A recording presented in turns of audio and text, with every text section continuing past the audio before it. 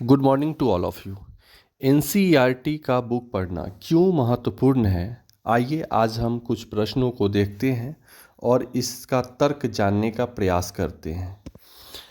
प्रश्न संख्या 1, निम्नलिखित में से किससे जन्म, मृत्यु और प्रवास संबंधित है? यदि किसी क्षेत्र में जन्म कोई बच्चा लेता है तो वहाँ की जनसंख्या बढ़ेगी, अगर मृत्यु होती है तो जनसंख्या घटेगी। प्रवास इट मीन्स अगर कोई व्यक्ति एक स्थान छोड़कर किसी दूसरे स्थान चले जाते हैं, उस स्थिति में भी जनसंख्या में परिवर्तन होता है। तो ये सारे के सारे जो केस हैं वो जनसंख्या परिवर्तन से संबंधित है, तो इसलिए इसका जवाब हो जाएगा ए। दूसरा, काकरापारा किससे संबंधित है? काकरापारा एक परमाणु ऊर्जा से संबंधित है, परमाणु क्षेत्र में यह कार्य करती है।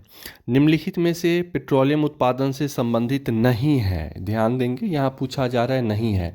अंकलेश्वर क्षेत्र है, मुंबई हाई भी है, नहरकटिया है, लेकिन सोरान क्षेत्र नहीं है। निम्न में कौन अपकर्ष कारक नहीं है? अपकर्ष और प्रतिकर्ष आप पहले जान चुके हैं। अपकर्ष कारक गुड फेथ में लिया जाता है और प्रतिकर्ष कारक बैड फेथ में लिया जाता है। तो अपकर्ष में नगरीकरण अच्छी सुविधा है, गुड फेथ में है। खनिज की उपलब्धता अच्छी चीज़ है, जल की उपलब्धता गुड फेथ में है। लेकिन प्राकृतिक आपदा यह एक प्रतिकर्ष कारक का उदाहरण है, इसीलिए इसका आंसर ए हो जाएगा। क्वेश्चन नंबर 5, स्थानांतरित कृषि, इसे हम लोग वेनेजुएला में किस नाम से जानते हैं? तो स्थानांतरित कृषि का दूसरा नाम आप लोग जानते होंगे कि इसे कर्तन एवं दहन कृषि के नाम से जाना जाता है।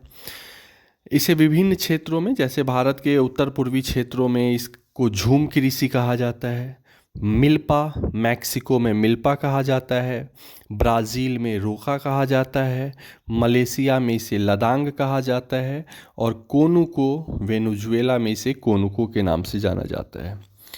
नेक्स्ट क्वेश्चन है, पिट्सबर्ग किस उद्योग के लिए प्रसिद्ध है? आपको ज्ञात होगा, अगर आप एनसीईआरटी पढ़े होंगे तो जंग का कटोरा पिट्सबर्ग को कहा जाता है और यह लौह इस्पात से संबंधित है। स्वच्छंद उद्योग की स्थापना में कौन कारक सहायक नहीं है? इसमें संघटक पुर्जे की आवश्यकता होती है, कच्चे माल की भी आवश्यकता होती है, परिवहन सुविधा की भी आवश्यकता है, लेकिन विज्ञापन से इसका कोई लेना देना नहीं है। ये बड़े पैमाने का उद्योग नहीं होता है, इसीलिए इसे में एडवर्टाइजमेंट की आवश्यकता नहीं होती है, तो इसका ए आंसर हो जाएगा। टोकरी बनाना किस प्रकार का क्रियाकलाप है? हम जानते हैं कि जो भी प्राथमिक क्रियाकलाप होते हैं उससे संबंधित या कच्चे पदार्थों को हम प्रकृति से प्राप्त चीज़ों को अगर हम किसी नई चीज़ में ढालते हैं तो वो द्वितीय क्रियाकलाप है। तो बांस का पेड़ प्राकृतिक चीज़ है और उससे हमने बनाया कोई टोकरी, तो वो हो गया द्वितीय क्रिया। कौन संचार का साधन है? संचार समाचार पत्र से भी हमें इंफॉर्मेशन मिलती है, रेडियो से भी, टेलीविज़न से भी, अर्थात इनमें से सभी, ये सभी संचार के साधन हैं। पंचम क्रियाकलाप इसमें से कौन नहीं है? विशेषज्ञ, परामर्शदाता, निर्णयकर्ता, ये सभी जो हैं उच्च कोटि के, जिनमें स्किल होती है, जिनमें टैलेंट होता है, वो पंचम क्रियाकलाप के अंतर्गत आते हैं, लेकिन मुद्रण मीडिया पंचम क्रियाकलाप नहीं है, तो इसका आंसर डी हो जाएगा।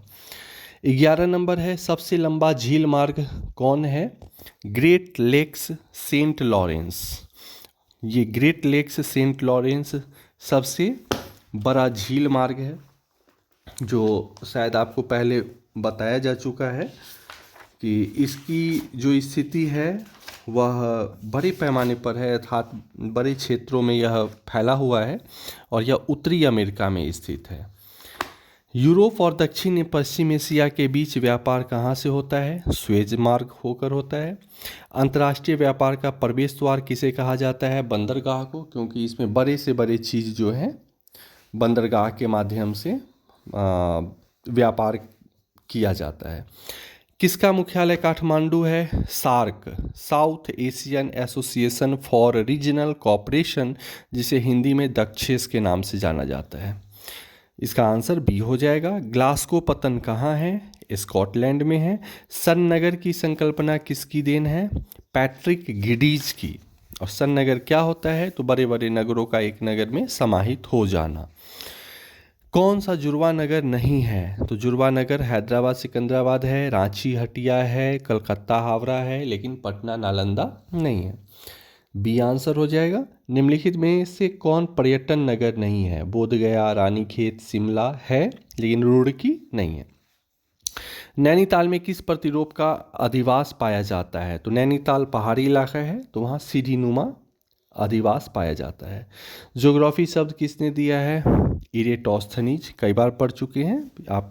पहले चैप्टर के पहले पेज में इस टॉपिक को आप देख सकते हैं, ज्योग्राफी शब्द के जन्मदाता या इस शब्द की उत्पत्ति किसने की।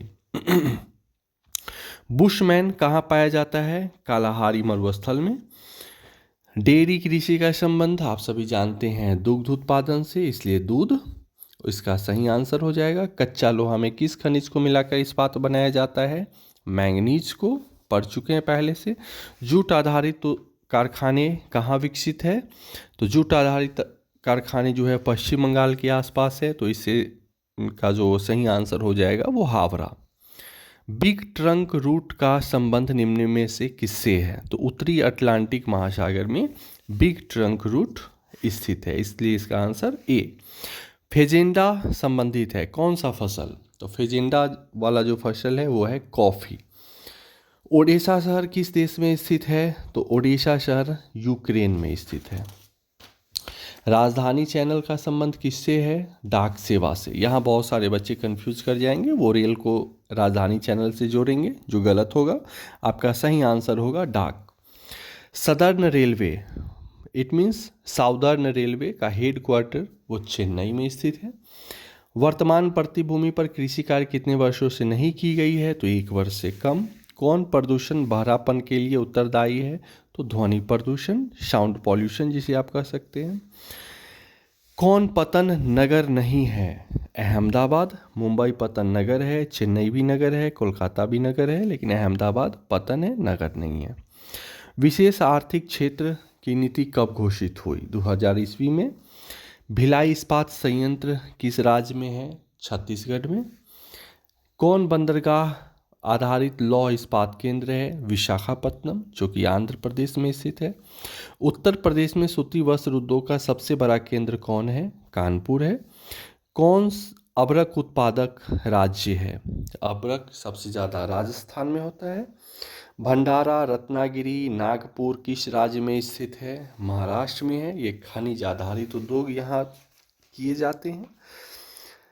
निम्न नदियों में कौन ओडिशा में स्थित है? तो ओडिशा में महानदी है। निम्न राज्यों में कौन चाय उत्पादन नहीं करता? असम, केरल, तमिलनाडु ये चाय उत्पादक राज्य है, लेकिन महाराष्ट्र में चाय उत्पादन नहीं होता है। खेतरी क्या है? खेतरी एक खनन केंद्र है। कौन नदी तट पर अवस्थित है? ये जो नगर है नदी तट पर अवस्थित नहीं है। आगरा है यमुना नदी के किनारे, पटना है गंगा नदी के किनारे, कलकत्ता है हुगली नदी के किनारे, लेकिन भोपाल किसी नदी के किनारे स्थित नहीं है। निम्न राज्यों में किसमें जनसंख्या का घनत्व कम है? तो सबसे कम जनसंख्या घनत्व आपको सिक्किम में मिलेगा। किस पर्वतीय राज्य में जनघनत्व अधिक है? तो त्रिपुरा ऐसा पर्वतीय राज्य है जहाँ जनसंख्या घनत्व अत्यधिक है। सीढ़ीनुमा प्रतिरूपों की बस्ती कहाँ पाई जाती है? स्वाभाविक है, सीढ़ीनुमा प्रतिरूप है, ऊंचा स्थल है, इट मीन्स पर्वतीय क्षेत्रों में। मथाई का संबंध किस चीज से है? जनजातीय मेला से है।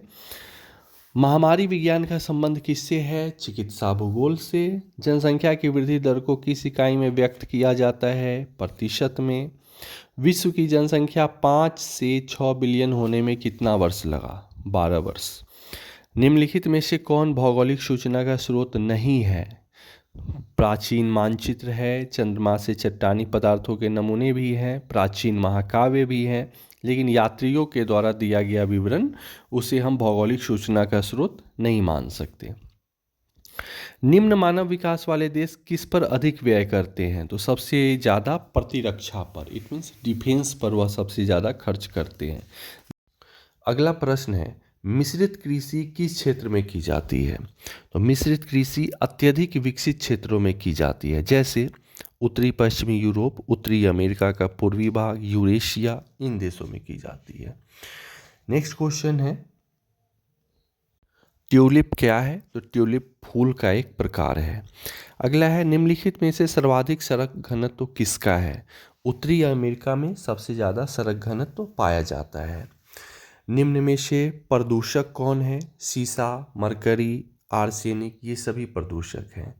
किस वर्ष भारत की जनसंख्या 102.02 करोड़ थी? तो 2001 ईस्वी में।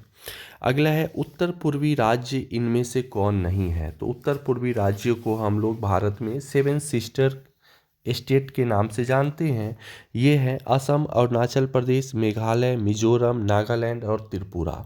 तो इसमें लद्दाख हमारा सेवन सिस्टर में नहीं आता है, उत्तर पूर्वी राज्य नहीं है। नेक्स्ट प्रश्न है, अरुणाचल प्रदेश की राजधानी कहाँ है? ईटानगर। अगला है, दक्षिण अमेरिका में दूध उद्योग को कहाँ विकसित है या किस नाम से जाना जाता है? उस क्षेत्र का नाम है पम्पास। अगला है, वेल्स जो दक्षिण अफ्रीका में है, डाउन्स ऑस्ट्रेलिया में और प्रेरीज उत्तरी अमेरिका में। प्रेरीज, पम्पास और वेल्स किस प्रकार के मैदान हैं? तो शीतोष्ण घास के मैदान हैं। सहकारी कृषि को सबसे अधिक सफलता कहाँ मिली? तो डेनमार्क में मिली। रबर उद्योग निम्नलिखित में से किस पर आधारित है? तो कृषि पर आधारित है। वुहान औद्योगिक केंद्र किस देश में है? चाइना में। वो चाइना आपको याद होगा जहाँ से कोरोना जैसे महामारी की शुरुआत हुई थी। ऑकलैंड किस देश में स्थित है? तो न्यूजीलैंड में। बिग इंच पाइपलाइन कहाँ से तेल प्राप्त करता है? मैक्सिको की खाड़ी से। वस्तु विनिमय प्रणाली के पश्चात निम्न में से किसे मुद्रा के रूप में उपयोग किया गया था? तो इनमें से सभी का, सोना, कुत्ता का दांत, ऑब्सीडियन। सैलरी शब्द का लैटिन भाषा में क्या अर्थ होता है?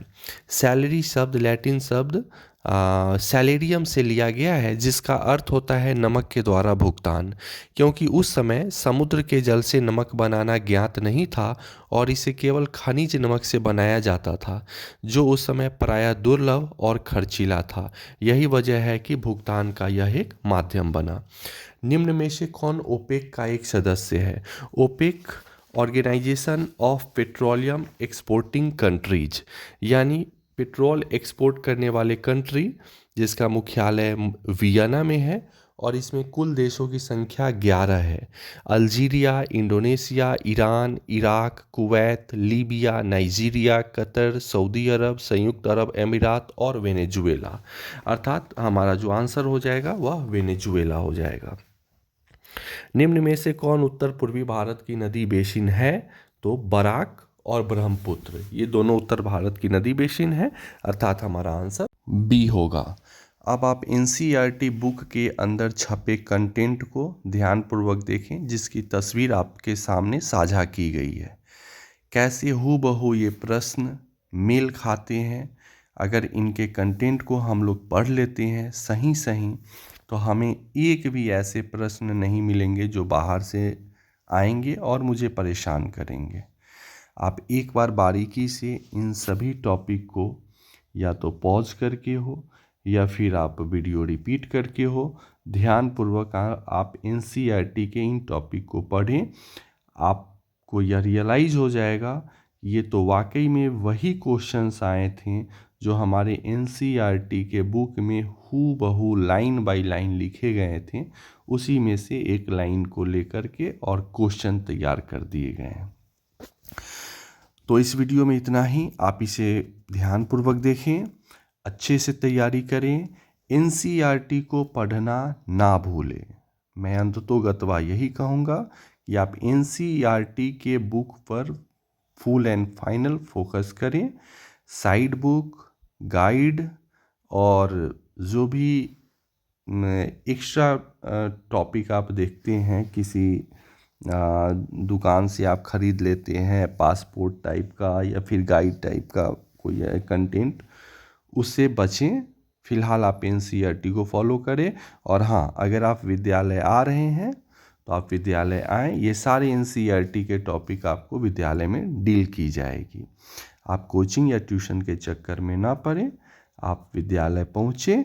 हर एक टॉपिक को विद्यालय में डिस्कस किया जाता है, एक्सप्लेनेशन उसका बेहतर से बेहतर किया जाता है और बच्चे संतुष्ट होते हैं। तो आप भी आएँ, संतुष्ट हों और कोचिंग ट्यूशन के चक्कर में ना पड़ के अपने विद्यालय में उपस्थित रहें। धन्यवाद। तब तक के लिए bye. Have a nice day.